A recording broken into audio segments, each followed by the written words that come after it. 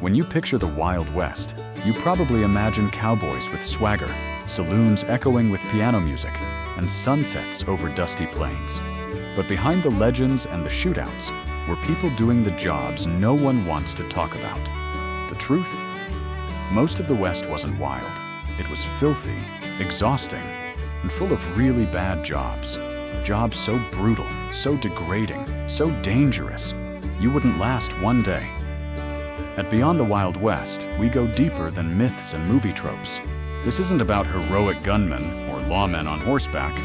It's about the people who scraped waste from wooden floors, dug graves for plague victims, and slept beside dynamite they had to move by hand. From gutting animals in the heat to cleaning up after gunfights, these were the jobs that built the West.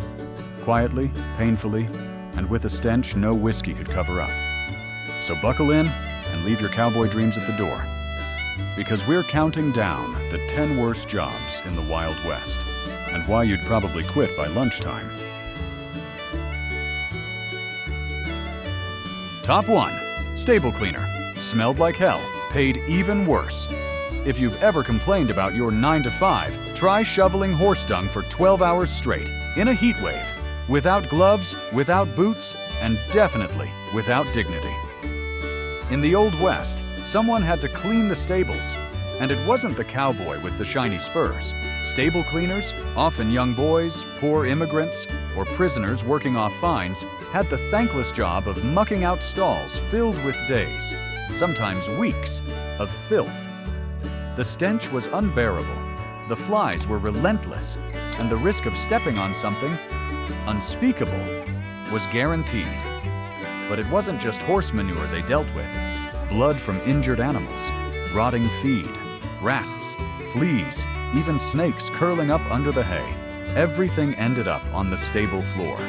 And it was your job to clean it before the sun rose too high and the smell turned into something that stuck to your lungs. And here's the real kicker. They did it for pennies. No tips, no breaks, no thank you. Just a back full of sweat, a nose full of ammonia, and a bucket that was never empty. Hollywood cowboys ride past the stables like they don't exist. But without the stable cleaner, their horses would have gone nowhere. Top 2. Outhouse digger. The job that literally stank to death. If you thought digging graves was bad, try digging the thing people poop into, then coming back to empty it later. The outhouse digger had one of the filthiest, foulest, and most gag-worthy jobs on the frontier. In towns and camps where plumbing meant a wooden shack with a hole in the ground, someone had to dig that hole. And when it filled up, someone had to dig a new one. Guess who? Armed with a shovel and a nose that probably gave up long ago, the outhouse digger spent their days knee-deep in the worst kind of waste. Literally.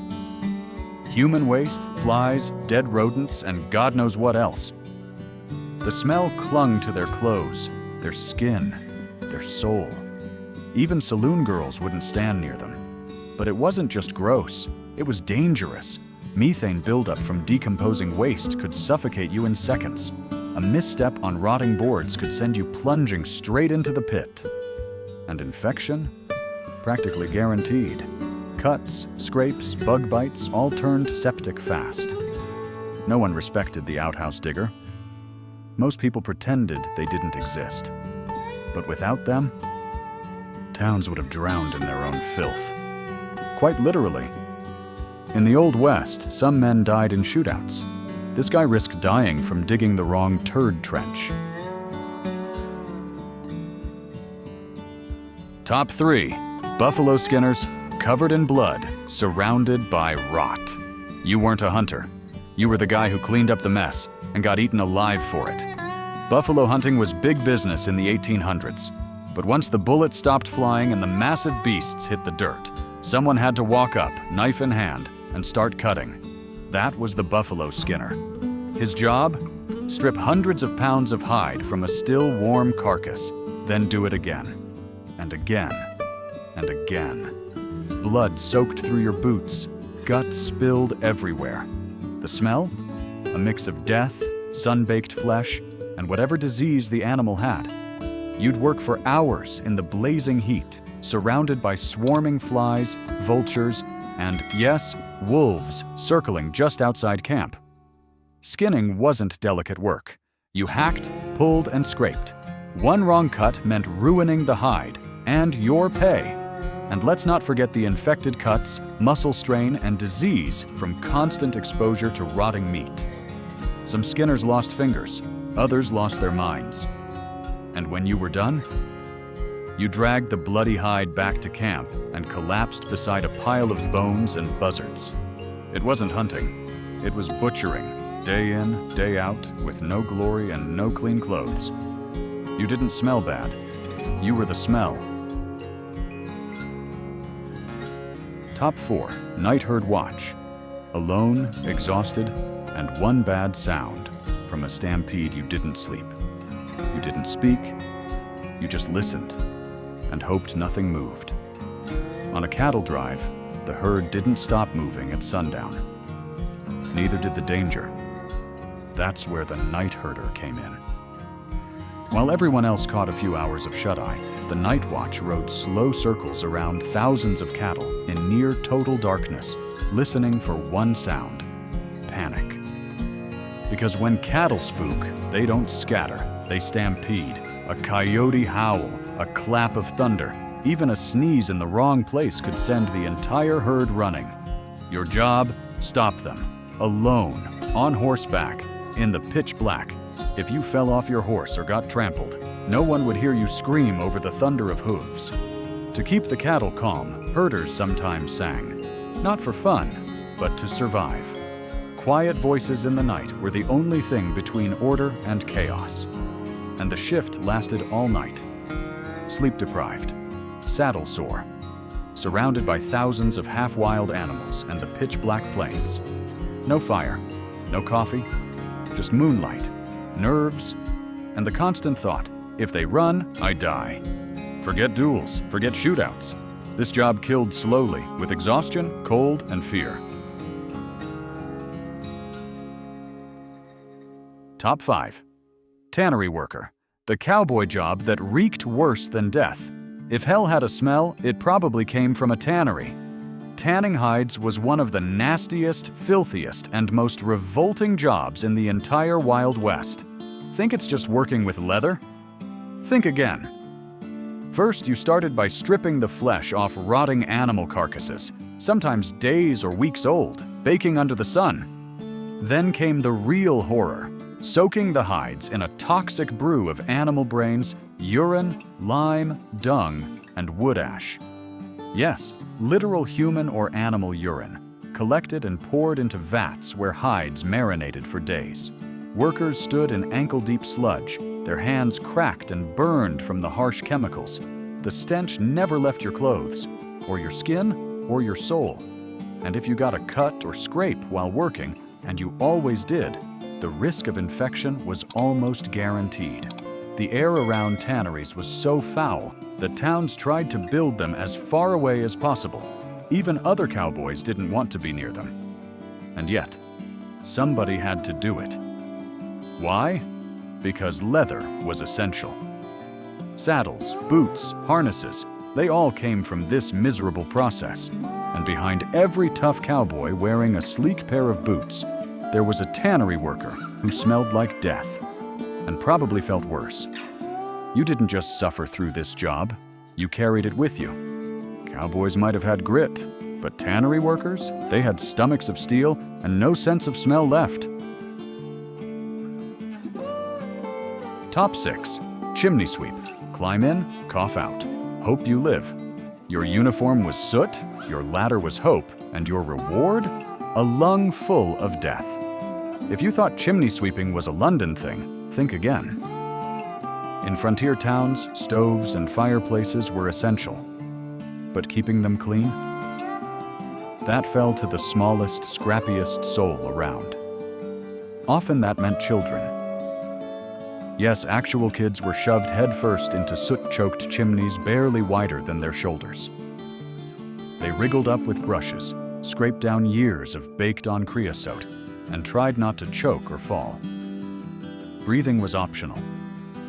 The job was so dangerous that many boys developed what doctors later called soot wart, a polite term for chimney sweep cancer.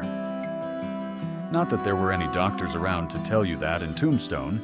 One wrong move and you got stuck, or fell, or burned. And even if you made it out, you spent the rest of the day covered in black dust and coughing up tar. Why do it? Because no one else would. And because when it came to staying warm in the brutal winters, clean chimneys meant survival. Just not for the guy cleaning them. In the Wild West, some kids didn't play in the dirt. They suffocated in it. Top 7. Night herdsman. Alone, freezing, and probably about to be trampled. Your job: stay awake all night, watch 1,000 cows, and hope nothing spooked them, like lightning, or wolves, or your own cough. Night herding sounds peaceful until you realize you're babysitting hundreds of skittish, half-wild cattle in pitch-black darkness. One crack of thunder or snapping twig could set off a stampede, and you'd be in the middle of it, on foot or horseback, trying not to get flattened. You didn't sleep. You didn't blink. You rode in slow, looping circles around the herd, humming low songs or whistling to keep the animals calm. You froze in the winter, sweated through your boots in the summer, and got bitten by everything from mosquitoes to snakes. If a cow wandered off, you chased it. If one dropped dead, you hauled it away before the coyotes arrived. If the herd stampeded, your job was to outrun them, or die trying. It was lonely, exhausting, and thankless. But without night herders, ranchers woke up to empty pastures and financial ruin. In the Old West, your alarm clock was 1,000 restless cows, and they didn't hit snooze. Top 8. Saloon cleaner, mop the blood, dodge the drunks. The floors weren't just sticky, they were haunted. Being a saloon cleaner in the Wild West wasn't a janitor job. It was crime scene cleanup. Every single night. Your shift started after the last bottle broke and the final bullet stopped echoing.